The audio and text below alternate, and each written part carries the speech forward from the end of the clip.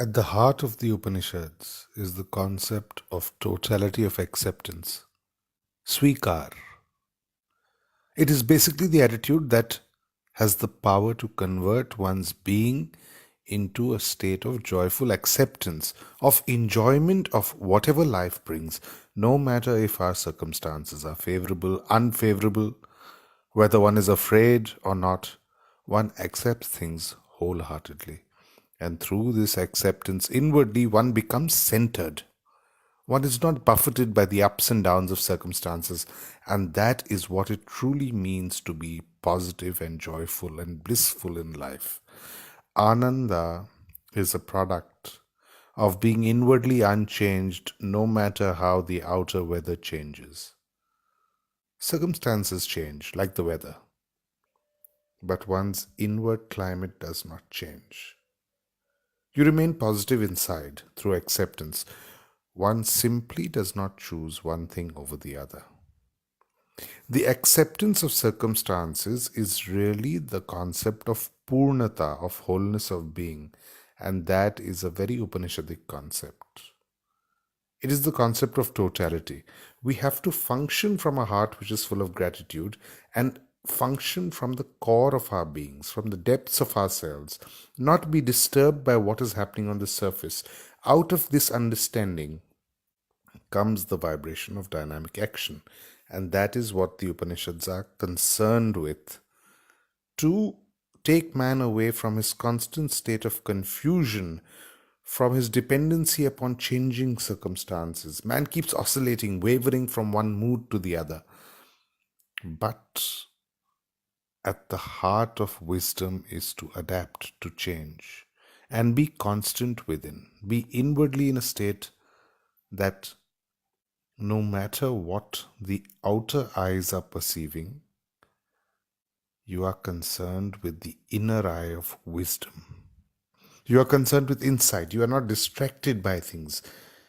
Things can keep on changing in the material world, but you are inwardly integrated.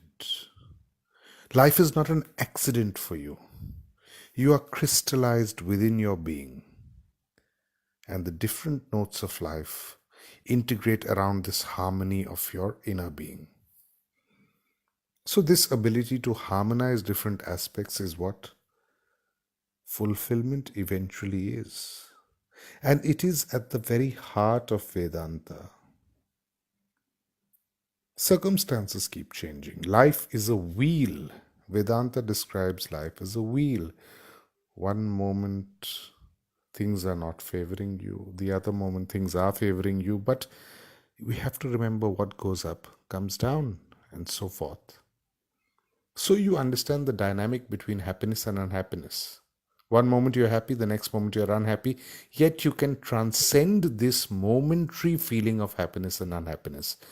And that is the taking away of the primary tension of life.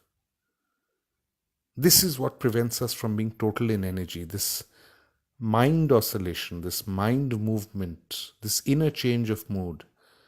But if you are inwardly integrated and relaxed, then you ride the wave of different circumstances. Then the negative does not seem negative anymore, and you also know that the positive does not last for eternity. You are prepared for both aspects of existence, and thereby you achieve to higher truth.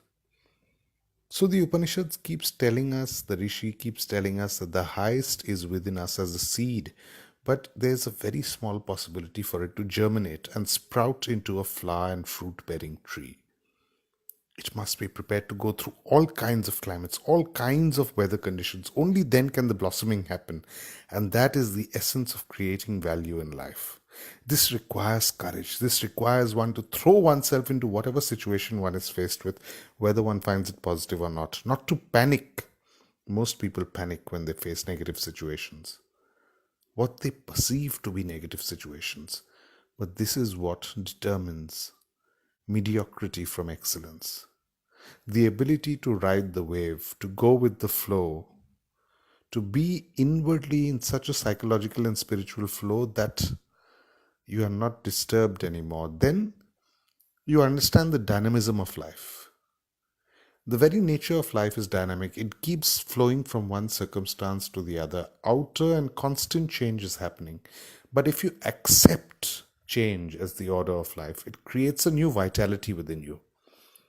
And this vitality is also felt by other people who you deal with. You reach a state of peaceful inner being. And this total state of inner peace is really the goal of Vedanta. It leads to a balance between the extremes of pleasure and pain. Otherwise, people keep moving between pleasure and pain. But the thing is to attain to the balanced state of peaceful inner living. This is what the Rishi says. You are not to escape from anything, but you have the ability to confront whatever life brings you, because then only do you attain to Ananda, to bliss. So stop looking at your immediate circumstances and getting distracted by them.